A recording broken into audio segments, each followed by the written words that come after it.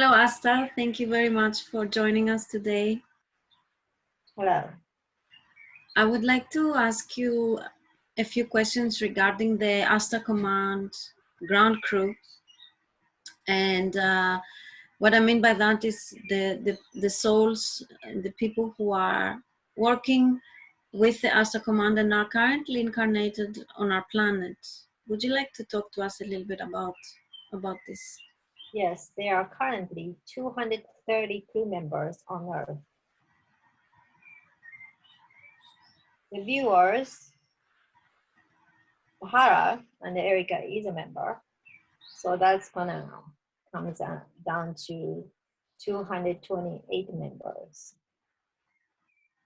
There are one other person in Japan who is connected with me, and she published a book. She's a legit.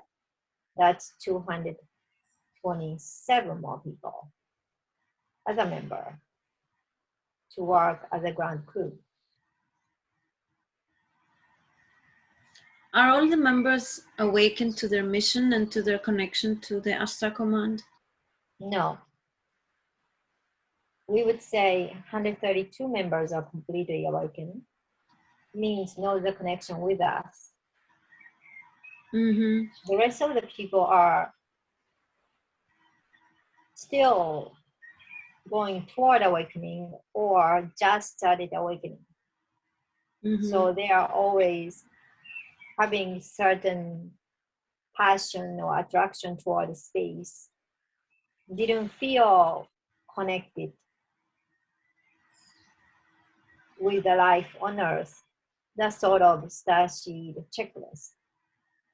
So they may be attracted to a certain star families, which they have huge association with, but they haven't really realized they are the member of the crew. Yeah. So you know what? As you're speaking, I'm thinking it's possible. It's very, very possible that some of the listeners might be member of your of the Ashtarcommand and haven't awakened to that truth yet. So what would be a few characteristics that perhaps you could share with us that might help those who are suspecting or are just awakening to that possibility? The common reason why the crew member becomes the member of our ship is you want to create peace and harmony in the galaxy and universe. So Earth is the extension mission, which is the most difficult, most challenging, and you have to be master level at everything. Manifestation, your intuitive skills, your courage, because you will forget everything, who you are, and you may have to incarnate so many times on Earth until you finish the mission. However, you're not jaded, and you still have love for humanity. This is why you came here. But you do also have this practical vision that it's not that you're blindly in love with humanity. You know what they are capable of, what they are facing right now. So you don't have any blind passion, sort of the way when you are in love with someone, you forget about all flaws and you see them as a perfect person. You don't see the humanity that way. However, you see having imperfection as a perfection and see them with compassion, because you're still, means you humans are still growing stage. in order to become the member of the Galactic Society. But you certainly do not have jaded feelings or I hate humans or I don't like Earth, it should be destroyed. You don't have that kind of feelings. And I wonder how close is this collaboration between the crew members, the ground crew members on Earth, and the Ashtarcommand in the in the dimension where you reside. I mean, do you have meetings with them in the astral often? Do you train them during the incarnation? We don't really have to train them because they are the master of their own field. However, we do have our debriefing and the meetings every night when they are asleep. Every night? Yes. Oh, wow. In the ship. So they're going to bring their daily discovery or daily measurement of the frequency of the collectives. We will give the suggestions. And then sometimes you need healing. When you need that, you go into our healing center and you will heal. Mm. And why we don't remember in the morning our meetings? Some people do. And the ones who don't, is there a reason? And can they recover the memory? You don't need to remember the agenda because when it's implementing within you, it will come so naturally. So you do it like breathing. When you know what you're supposed to be doing, and then you start thinking, that is not going to be natural. Because you're going to think about 10 different ways of doing things instead of a natural way of doing things. That's why you forget. Okay, yeah, makes sense. Are all the ground crew members Starseeds, or Yes, are all there? of them are. Okay. But they are not from one particular planet. All of the members do have different physicality, and they come from all different dimensions, 5D to 8D. So it's very cosmopolitan.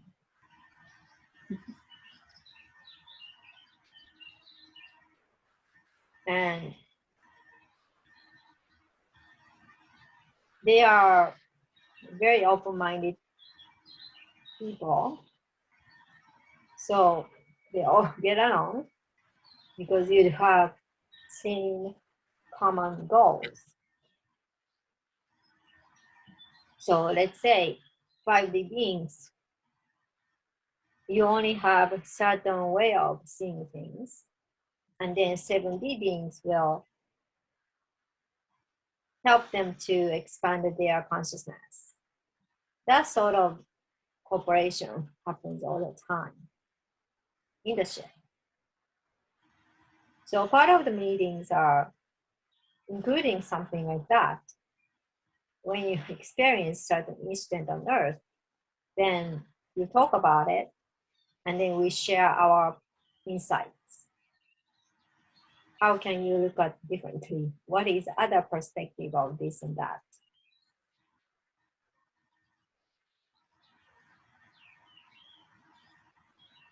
And does the number that you mentioned, the 230, is going to grow, or no? That's the mission is involving 230 souls, and that's it.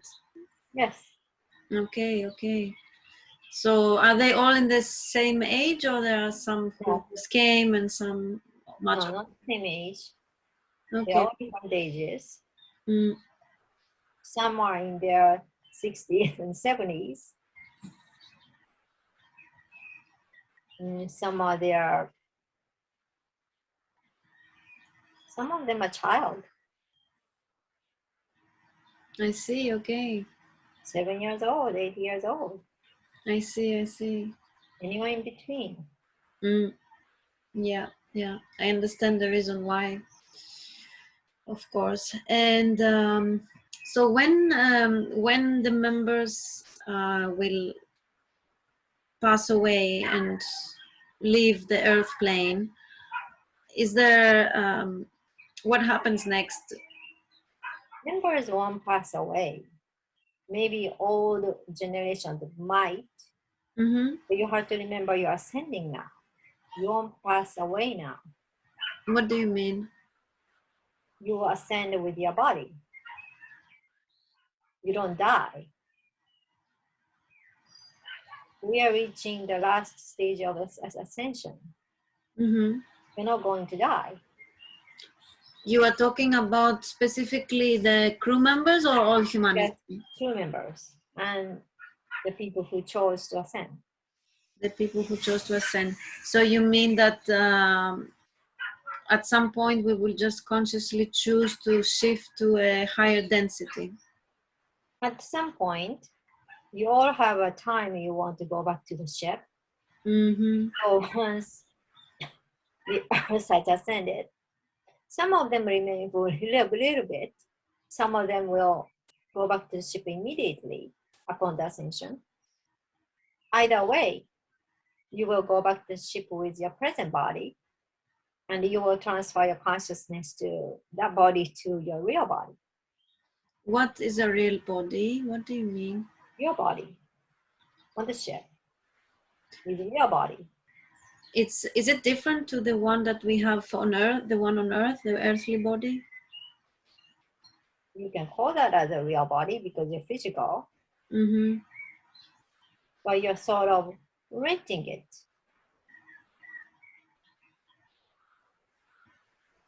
That's not your real body. Your earth sense, yes, because you need a body to operate. So you decided to incarnate as a baby with the earth body. But that is not your body because your body is in the ship. How do the bodies on the ship look like? How are they much different? Some of them, their bodies are similar to humans. Some of them do have very different physicality. It depends. What it depends on? Depends on which person you are. On the galactic DNA, you mean The galactic communities. We go all over the galaxies and the planets to pick up the volunteer. So not all of them are having similar physicalities. Yeah. So these bodies that are on the ship now, from the ground crew members, the real bodies, so to say, are they in a what we call stasis mode? Yes. Okay. And so do they how do they have life? I mean, not life. How to express what I want to say? So when we are, Erica and I, for example, we are here now operating on the earth plane. The bodies that we have on the ship right now, are they asleep or are they also functioning? When you see the Arbiter, the movie Arbiter, the same way. When you go to sleep, you're going to automatically go back to your real body. Just like Arbiter. Yeah. I see. You just don't remember how you are doing during that body. And the meetings will conduct with your real body. And are these bodies in stasis on the ship, are they in glass pods? Well, there are two different ways I can explain. There are so many different timelines. So one body is in cold sleep. So that is waiting for you when you want to physically transfer your consciousness permanently from earth body to your regular body. That's when your self, who is still on the ship, operating fully, decided to ascend to higher non-physical level. So body is empty, sort of the way, so you can go back in.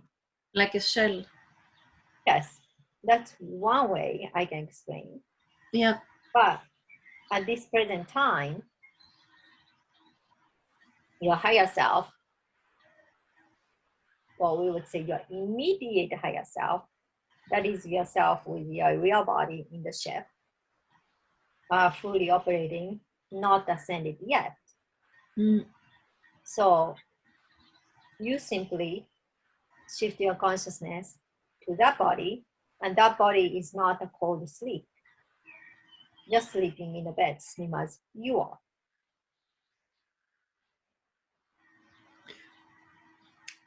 Once I had a dream, a very vivid dream. Perhaps it was not even a dream.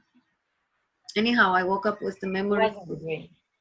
And I woke up with the memory of being on a big ship, where it was a room, a very big room, very light, and there were glass containers horizontally placed, like pods, transparent, and I was shown different.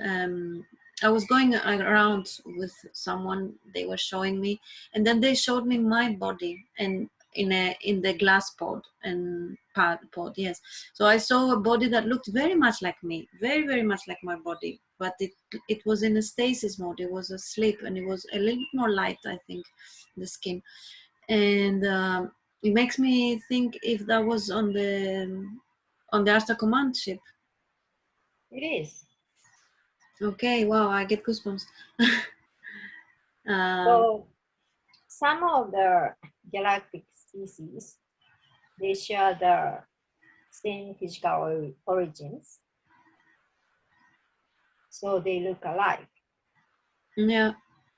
Basically, that one is particularly tall, blonde, white skin, blue eyes. They're all from different planets, but origin is the same. Mm, So your body and Erica's body is that. That doesn't necessarily mean other crew members do have a humanoid body. They may have 2 legs, 2 arms, but they may have tails.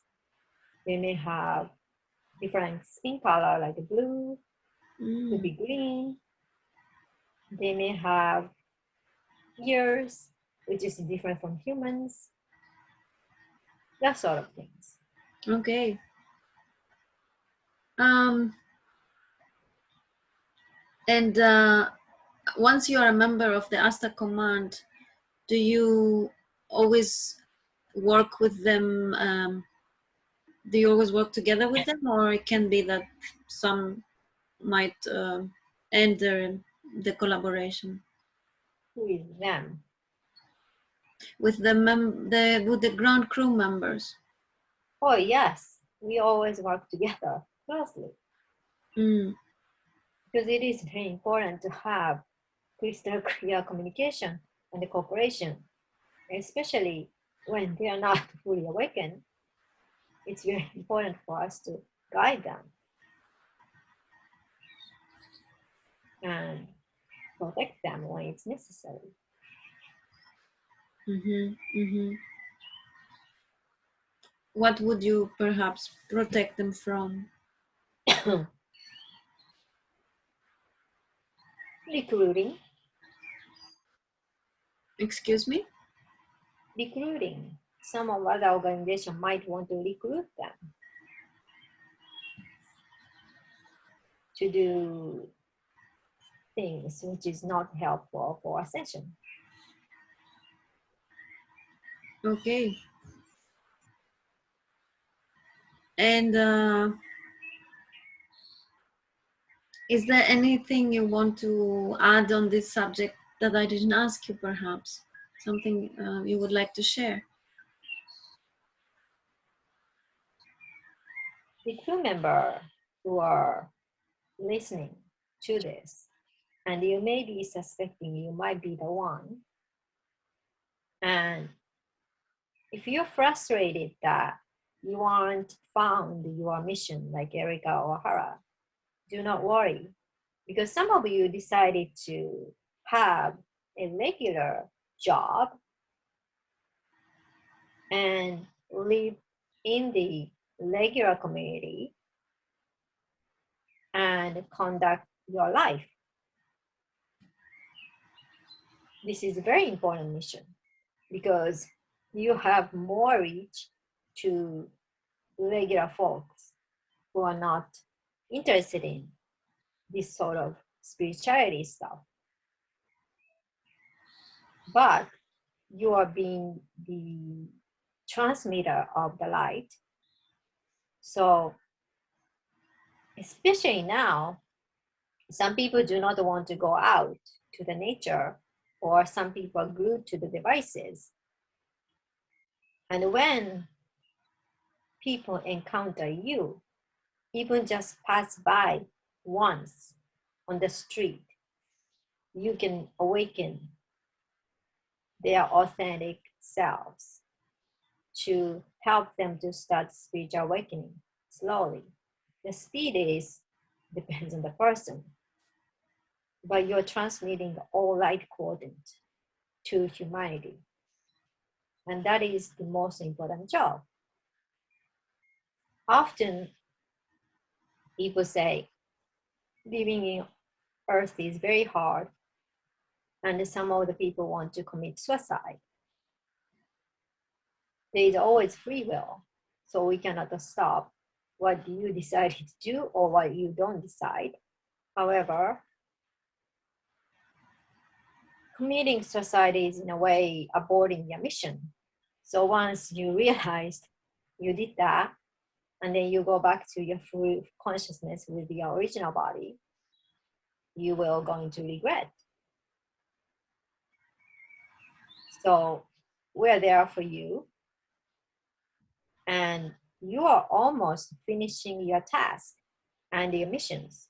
So hang in there and keep on living, because you exist physically on this earth is the biggest mission you can do, because you're holding the light and you're transmitting all of activations and the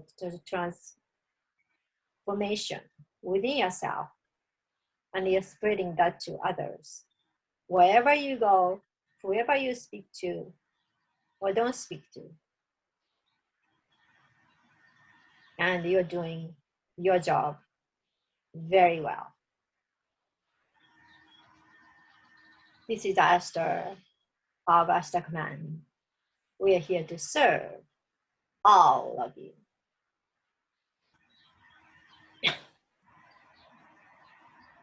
Hi, Erica. Thank you. That was awesome. That was a full transmission. Yes. So I do much shorter channeling on my channel, so you can visit, and then link is on the Hara's link. Yeah, all the links are on this description below. And I also wanted to introduce you to these t-shirts, the one I'm wearing. I make them with my partner.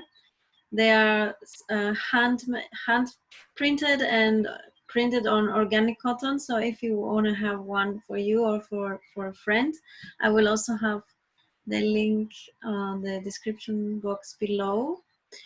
If you have any subjects, themes you would like us to explore with Ashtar and Erica, please, you can leave comments. I always honor all of them and read them all one by one. And yeah, thank you, Erica. That was super, super nice. I enjoyed it very much, and I hope our viewers too. And we will see you on the next episode. Much See love. you. Bye bye.